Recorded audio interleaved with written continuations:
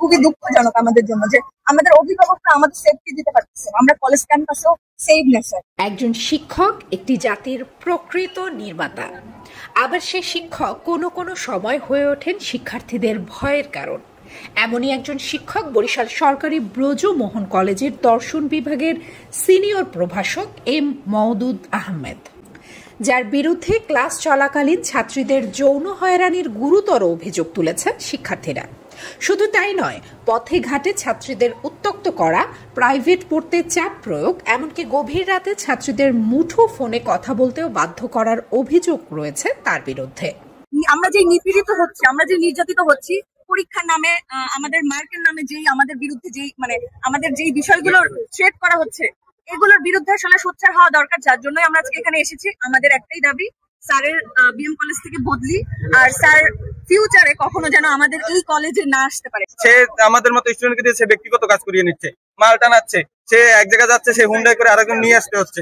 এইসব বিষয়ে হ্যারাসমেন্টের শিকার না আমরা, তার ব্যক্তিগত কাজ কেন আমরা করবো? সেই তার জামা কাপড় আয়রন করাচ্ছে আমাদের স্টুডেন্টকে দিয়ে।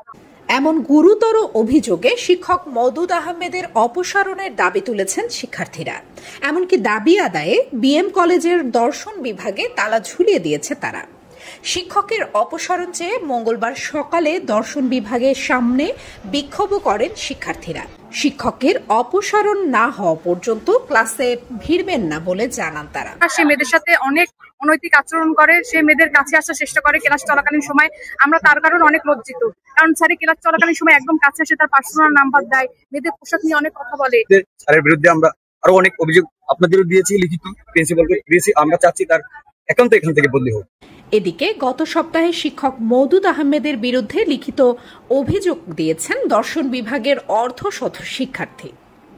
অভিযোগের প্রেক্ষিতে 4 সদস্যের তদন্ত কমিটি গঠন করেছে কলেজ প্রশাসন। তদন্ত রিপোর্ট হাতে পেলে ব্যবস্থা নেবেন বলে জানিয়েছেন কলেজ অধ্যক্ষ অধ্যাপক ডক্টর শেখ তাজুল ইসলাম। আমি যতটুকু জানি তদন্ত শেষ পর্যায়ে আছে, তদন্ত রিপোর্ট পাওয়ার পরে আমরা তবে অভিযোগ ভিত্তিহীন দাবি করেছেন অভিযুক্ত শিক্ষক মওদুদ আহমেদ। তার দাবি, প্রাইভেট পড়াতে রাজি না হওয়ায় গুটি কয়েক শিক্ষার্থী তার বিরুদ্ধে এমন অপপ্রচার করছেন। শিক্ষার্থীরা যে অভিযোগ করছে সেটা একটা ভিত্তিহীন অভিযোগ। তারা ওই যে আমি প্রাইভেট পড়ানো নিয়ে একটা অভিযোগ করছে, তারপর স্বল্প সংখ্যক শিক্ষার্থীরা জোর করে প্রাইভেট পড়বে, সেই প্রাইভেট পড়াই নিয়ে দেখে এটাকে ভিন্ন কাজে ডাইভার্ট করার জন্য তারা করছে।